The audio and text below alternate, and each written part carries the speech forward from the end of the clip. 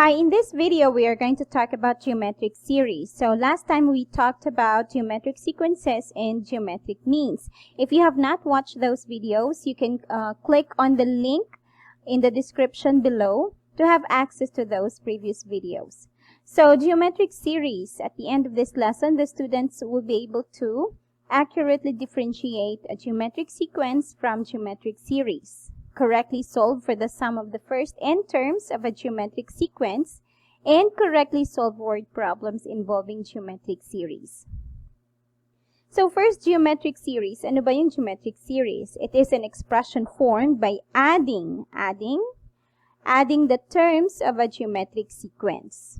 Okay, so example, the geometric series of the geometric sequence 3, 6, 12, 24 is 45. Meaning, this is what we call geometric. Ito yung sila. We call this geometric sequence. Ngayon, pag i-add mo yan sila, yung mga terms ng geometric sequence, pag i-add mo sila, that becomes geometric series. Okay? So, adding the terms. Okay? So, that's geometric series. So, kung pag i-add mo itong apat, that is 45. So, the geometric series is 45. So, you have 3 plus 6 plus 12 plus 24, that's 45. So, how do we solve for the nth partial sum of a geometric series? So, the nth partial sum of a geometric series, it is the sum of the first n terms of a geometric series. Example, the fourth partial sum of the geometric series 1 plus 4 plus 16 plus 64 plus ... is 85. So, this is the sequence. So, alisin natin yung plus, that becomes a sequence. Ngayon, pag inad mo lahat yan, that becomes geometric series. Okay? And the fourth partial sum is the sum of the first four terms. So, that's 1 plus 4 plus 16 plus 64. And that is 85. We have a general formula for finding the nth partial sum of a geometric series. So, that is S sub n equals a sub 1 times 1 minus r raised to n all over 1 minus r, provided that r is not equal to 1. Okay? Our r should not be equal to 1. Bakit? Kasi magzi-zero ang denominator and that would be undefined. So, you have to familiarize, if not memorize, this formula for the nth partial sum of a geometric series. Example. For the fourth partial sum of the geometric series 1, 4, 16, ... we knew that it's 85. Now, let's check. Using the general formula that's given here. Okay, using this formula, try natin kung makukuha din ba natin yung 85. Okay. So, since a sub 1, so we have the values we need is, or are, the value of n, the value of the first term, and the value of the r, which is the ratio, common ratio. So, a sub 1 is 1, that's the first term, and we are looking for the fourth partial sum, so that's 4. And the common ratio is 4. Bakit? Because we have 4 divided by 1. Or 16 divided by 4. That's 4. So, the common ratio is 4. Substituting that to the formula, this one, so that's S sub 4 equals 1, that's A sub 1, times yung 1, that's fixed. This is always 1, and right here is also always 1. That's the formula. So, 1 minus yung r natin is 4, and yung n natin is also 4. All over, yung 1, it's fixed. That's from the formula. Minus natin yung common ratio. Yung common ratio is 4, and so we have here 4. Simplifying. So, you can use your calculator in simplifying this. So, you can put in your calculator 1 and then parentheses dito. And then 1 minus parentheses, yung 4, at saka yung exponent symbol. Yung exponent symbol, yung parang ganon. Okay? So, ganon sa calculator. and then 4, and then parentheses, and another parentheses. That should give you negative 255. Okay, negative 255. Now, 1 minus 4 is negative 3. So, if you divide them, negative, negative, that becomes positive. And so, the answer is 85. Example. Find the seventh partial sum of the geometric series with a sub 1 equals 4 and r equals 3. So, with the given information, we have a sub 1 is 4, r is 3, and seventh partial sum, so n equals 7. So, this is the formula.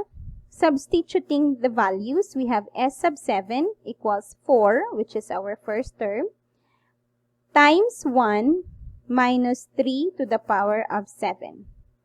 In the event that our r is negative, you really have to put parentheses.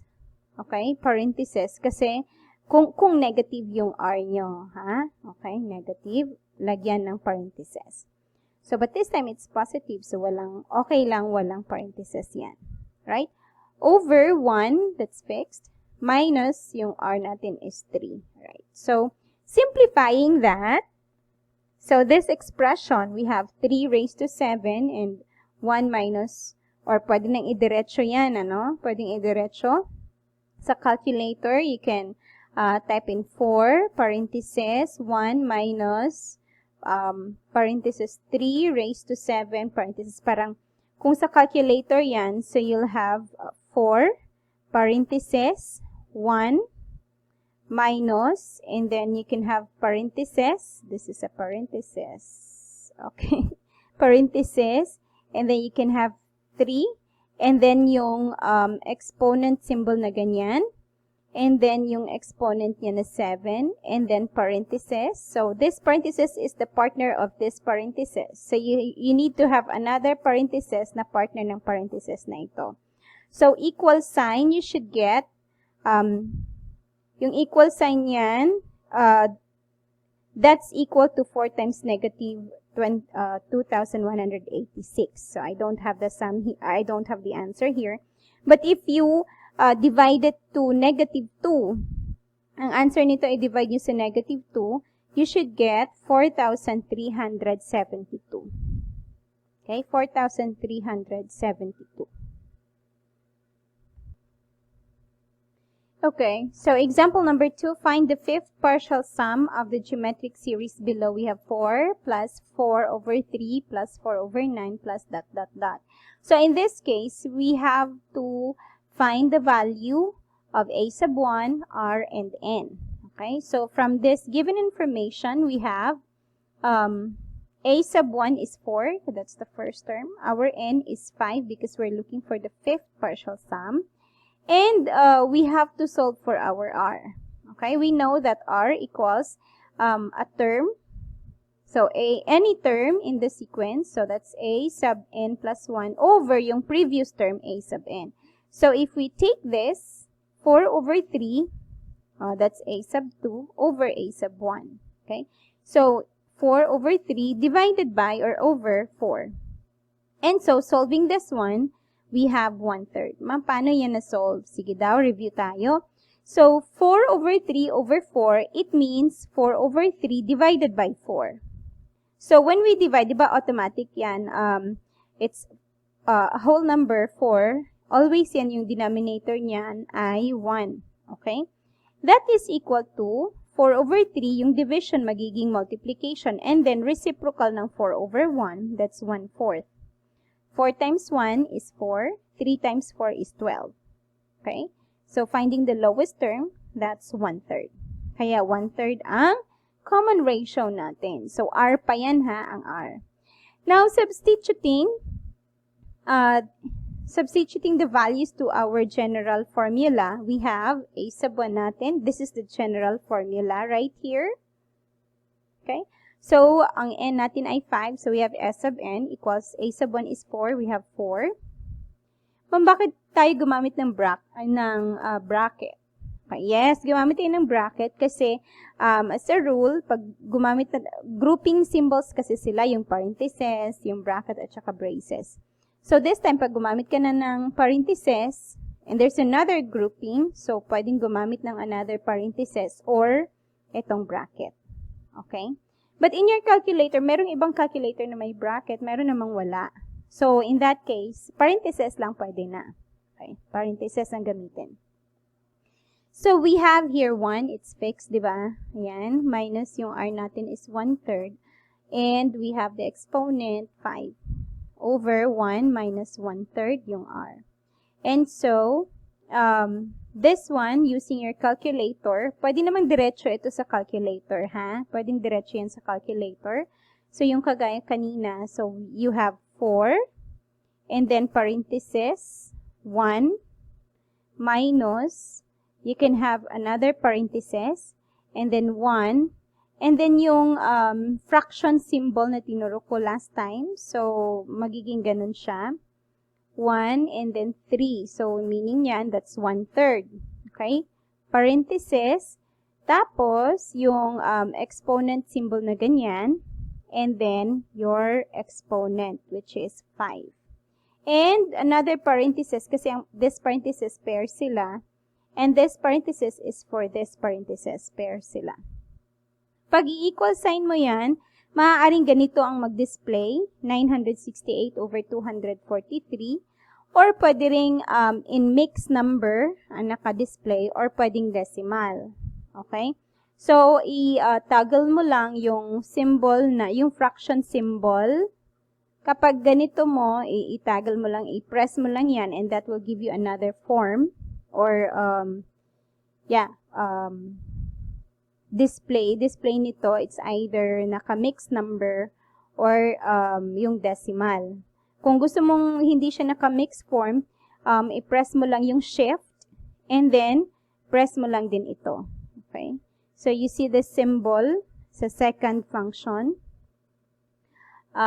D over C yata ito. Yes, D over C. Right. So, para mag-display ng ganito. And so, 1 minus 1/3 in the denominator, that is 2/3. Paano yan? Di ba 1 is automatic? We have here 3. So, that's 3 over 3. So, 3 over 3 minus 1/3, that's 2 over 3. And again, this is division of fractions. Okay? Or rational numbers. So, that's 968 over 243 times 3 over 2. Okay? Kasi reciprocal na ito, 3 over 2. And so, you have 484 over 81. Okay, 484 over 81.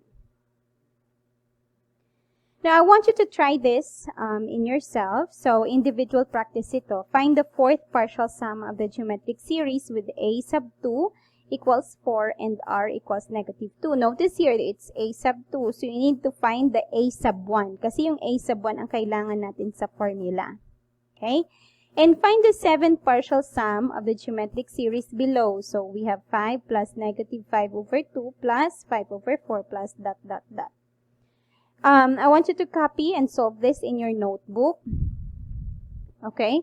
And we are going to check your answers in a few moments.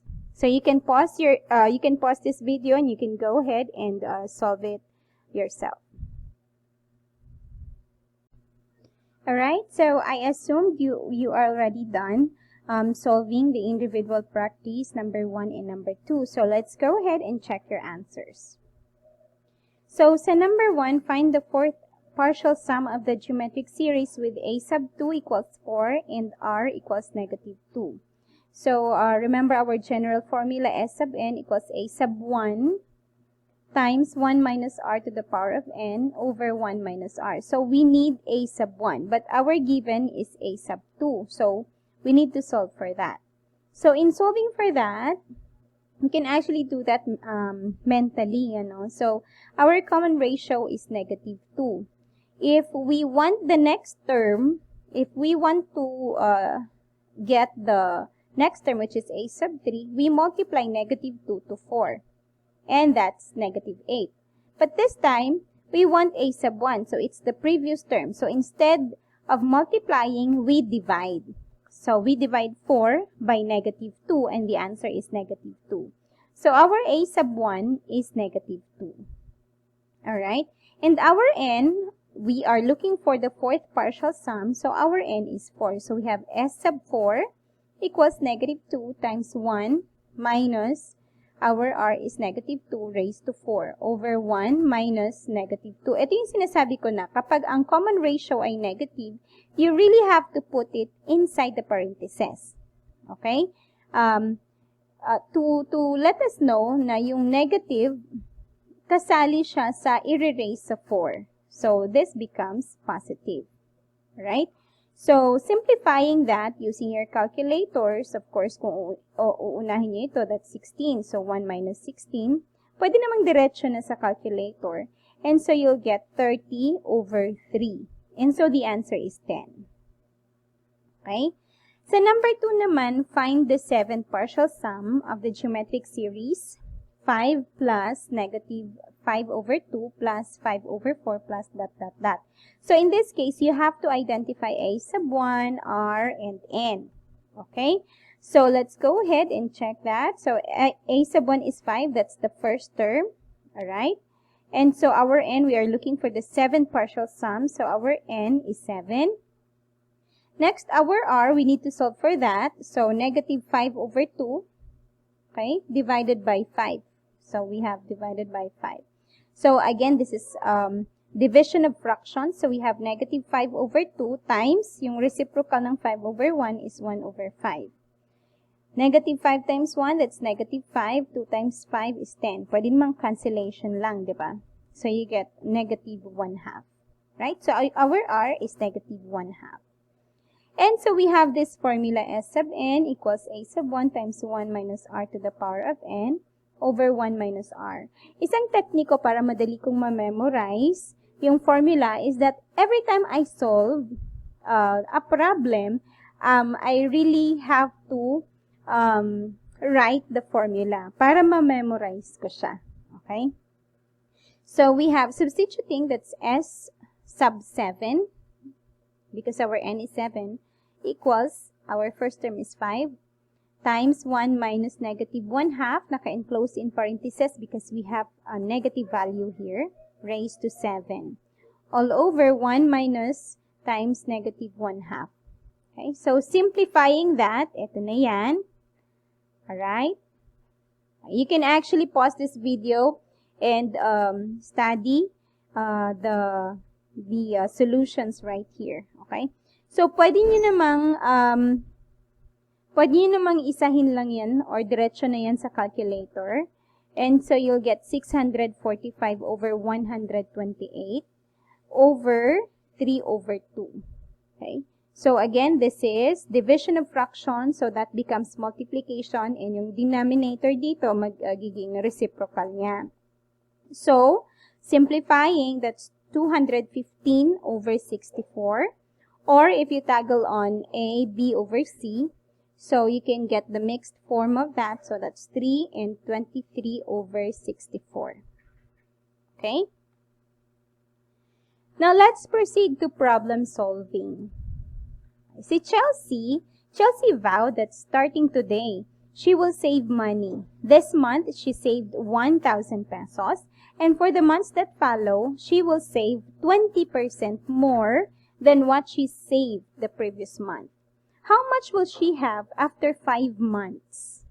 Okay, so we need to identify the values of a sub 1, yung r, at saka yung n. Okay, but first, we have to identify kung geometric series na problem ba ito, hindi ba arithmetic lang. Okay, so for this problem, sabi niya, eto, she will save 20% more. So, ibig sabihin, ang 20% of the previous amount. So, meaning, we have a multiplication right there. So, it's a common ratio.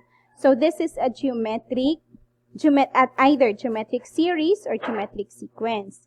Tapos, ang sabi dito, how much will she have after 5 months? Ibig sabihin, yung accumulated amount. Okay? So, i-add na yung mga terms, kung ilan yung sinave niya for the first month, for the second month, and so on, hanggang 5 months. So, meaning, it is a problem on geometric series. Okay? So, let's go ahead and identify the given information. So we have our first term, a sub 1 is 1,000. Our n is 5 because it says after 5 months. Our r, sabi dito, 20% more than what she saved. So, kung exact amount, that's 100%. Additional 20%, so we have 120%. So our r, in decimals yan, so we just need to move the decimal point 2 places to the left, so that becomes 1.2. Okay? And so, we have here the formula for the geometric series. S sub n equals a sub 1 times 1 minus r to the n, all over 1 minus r. Substituting the values, we have s sub 5, ayan. First term is 1,000 times 1 minus, our r is 1.2 raised to 5, all over 1 minus 1.2. Simplifying that, we have 4,992.56. Yan, may mga decimal values pa yan. But since we are talking about money, so hanggang 2 decimal places lang tayo. Yung cents natin hanggang 2 decimal places lang. So you have to round it off. So, therefore, Chelsea will have 4,992.56 pesos after 5 months. Okay? Now, I want you to practice solving. Copy and answer in your notebook. So, solve this and show your solutions for letter A, B, and C. Okay, and I will give you the additional instructions in our class.